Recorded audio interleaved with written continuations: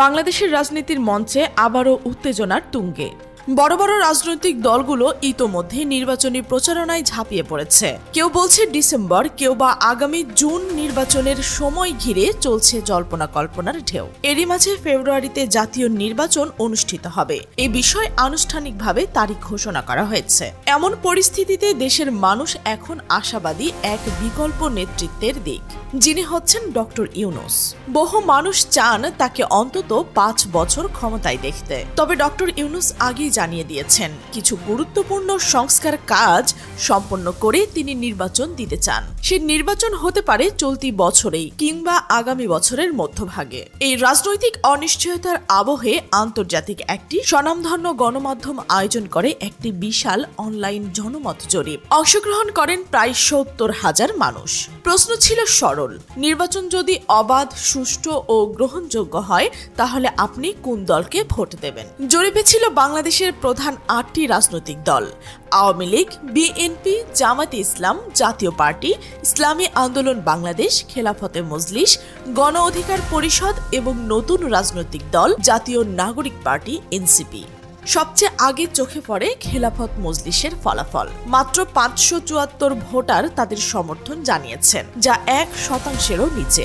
অতীতে সংসদ সদস্য নির্বাচন হলেও এবার 2-3টি আসনের বেশি পাওয়ার সম্ভাবনা নেই বললেই চলে। এরপর ইসলামী আন্দোলন বাংলাদেশের দিকে তাকালে দেখা যায় 2% ভোটের সমর্থন তাদের প্রতি। এখনো পর্যন্ত সংসদে কোনো প্রার্থী জিততে না পারলেও 24-25 লাখ ভোটার থাকতে অন্তত 5 থেকে 6টি আসন জয়ের সম্ভাবনা স্পষ্ট।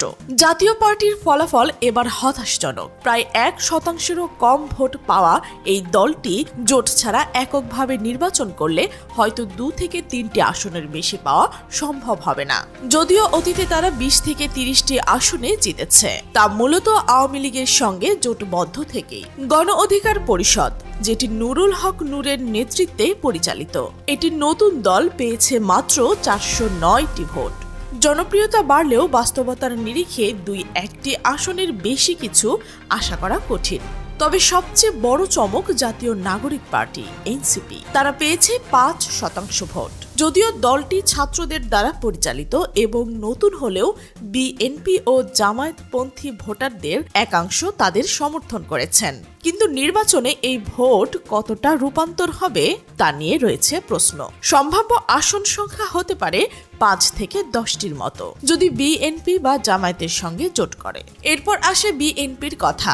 এক সময় দেশের প্রধান বিরোধী দলটি এবার পেয়েছে মাত্র 8% ভোট, যা প্রায় 5,835 জন ভোটারের সমর্থন। এই তথ্য বিএনপির জন্য অবশ্যই অস্বস্তিকর, কারণ এই হার অনুযায়ী তারা হয়তো 40 থেকে 50টি আসন পেতে পারে।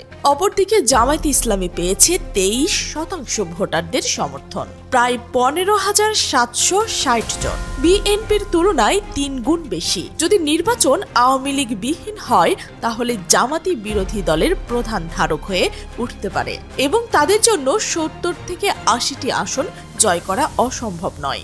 শেষে আসি আওয়ামী লীগের দিকে। জরিপে দেখা যাচ্ছে 57% মানুষ তাদের ভোট দিতে চান। প্রায় 38,773 জন ভোটারদের সমর্থন রয়েছে এই দলটির পক্ষে, ঠিক যেমনটা হয়েছিল 2008 সালের নির্বাচনে।